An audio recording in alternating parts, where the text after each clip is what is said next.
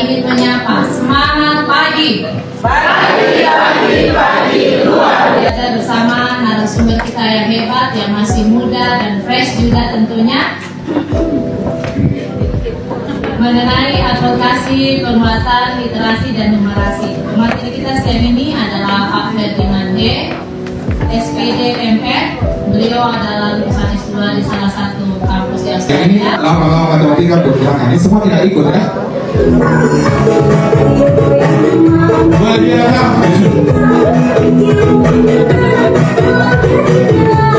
Ya berkaya. Bahagia. Sama dengan.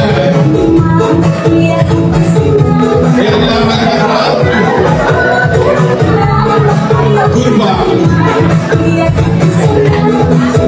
Lanjut, 4 kali ya. Ya, karena dia cepat. 1, 2, 3.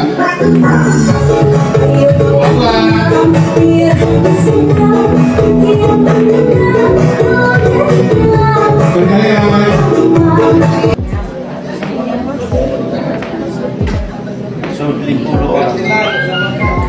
Lagunya tidak bisa ganti Bapak, karena langsung kasih masuk insert link YouTube, cuma 1 link yang bisa dikasih masuk.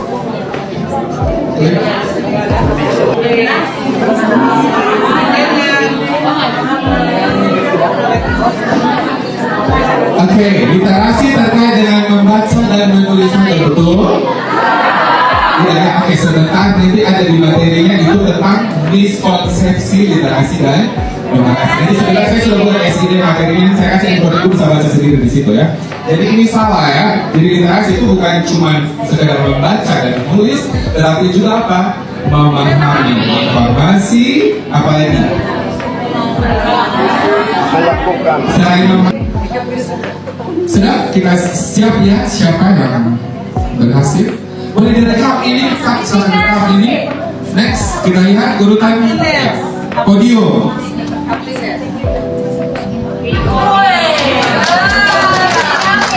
Masih oke?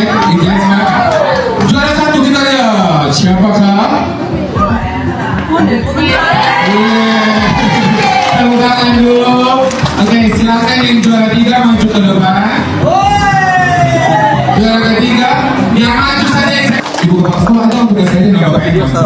Nah di Bapak Edwan silakan maju, kasih hadiah. Mari deh. Ya.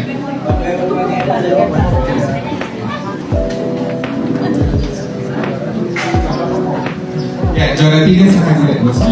Foto dong tuh.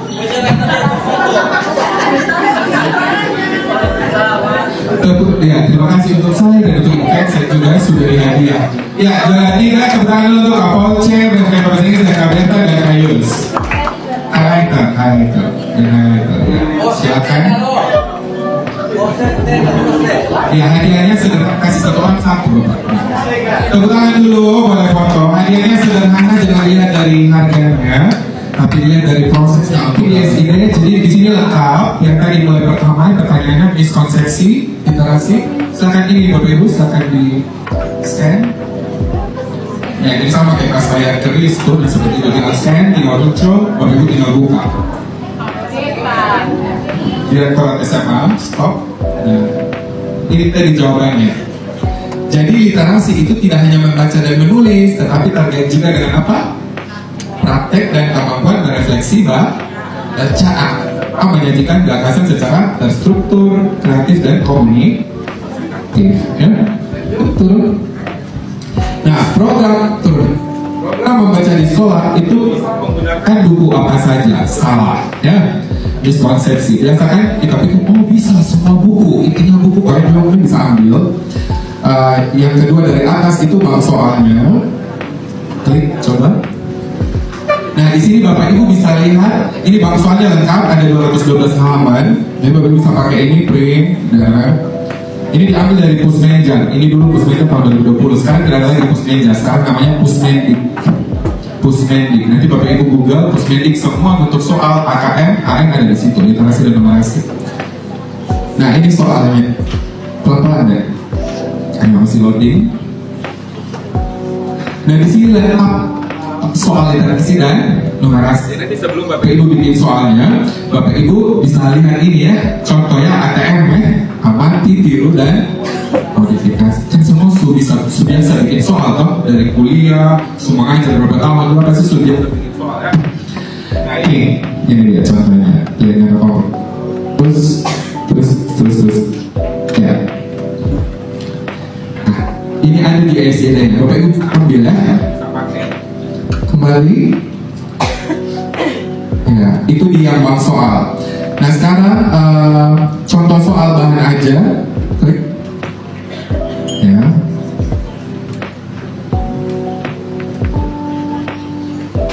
Nah ini di bahan aja. Jadi Bapak Ibu, saya kasih masuk soal literasi dan numerasi ini kan tujuannya untuk buat anak-anak familiar ya, buat anak-anak familiar. Nah, kenapa saya tidak kasih masuk di modul? Boleh kasih masuk di modul, tinggal Bapak Ibu sesuaikan. Oh, soal ini dia bisa masuk di asesmen yang mana? Bisa diagnostik berarti di awal, atau bisa formatif, atau bisa sumatif. Nah, kalau saya punya, saya kasih masuk di bahan ajar. Saya suka semuanya. Nah, sekarang saya mau kita lihat proses kognitif untuk ini. Proses kognitif untuk ini. Sekarang coba kita sama-sama ya. Sama-sama ya baca ya semua. Untuk yang matematika mungkin mudah, untuk pelajaran-pelajaran yang lain mungkin Bapak Ibu coba lihat. Motor sama-sama. Motor merupakan salah satu barang yang harga jualnya akan semakin menurun seiring berjalannya waktu. Turunnya harga jual motor dipengaruhi oleh beberapa waktu seperti tahun pembuatan, jenis model, dan kondisi motor itu sendiri. Betul ini informasi ya? Betul ya? Jadi ini sekarang kita sedang melakukan apa? Membaca dan memahami ya. Kalau di literasi berarti level pertama ya, memahami informasi. Terus yang berikut dia bilang apa? Pada tahun 2018 Rudi dan Bagas membeli motor dalam kondisi baru tapi di tempat yang berbeda. Sekarang Bapak Ibu tulis di kertas, berarti buat yang pertama siapa punya? Rudi, tulislah Rudi. Terus yang satunya Bagas. Ada papan mungkin bisa kok. Saya lupa tadi kalau ada papan bisa di sini kita sama-sama. Jadi Bapak Ibu sudah bikin kok Rudi terus Bagas. Tahun tulis tahun di samping 2018. Jadi baris itu apa? Rudi Bagas. Kolomnya apa? 2018 ya. Paham? Ya ini bukan saya sementara mengajar, tapi ini sekarang kita sedang praktek untuk lihat bagaimana proses kognitif. Sudah informasi tadi tahun berapa? 2018. Ada dua orang, siapa yang siapa? Rudi dengan Bagas. Rudi Bagas. Di motor sama-sama baru di tempat beda. Kenapa? Pembuatan dan jadi pemeliharaan membuat harganya turunnya pun berbeda. Misalnya Bapak Ibu servisnya jarang, perawatannya kurang mungkin pakai sudah itu motor sampai ke Barat misalnya ya, lubang terus setengah mati, motor rusak, servis, harga beli turunnya juga berbeda. Kalau misalnya kan di tempat yang jalannya bagus. Terus informasi berikut apa? Di tahun pertama harga motor Rudi turun berapa persen? 10. Terus tahun-tahun berikutnya turun berapa ratus ribu? 500.000 setiap tahun. Sudah masuk di sini ya. Jadi pertama kali turun berapa persen? 10%. Terus tahun-tahun berikutnya turun 500.000. Itu untuk siapa? Rudi pemotor. Lanjut yang Bagas punya turun berapa? 20% di tahun pertama.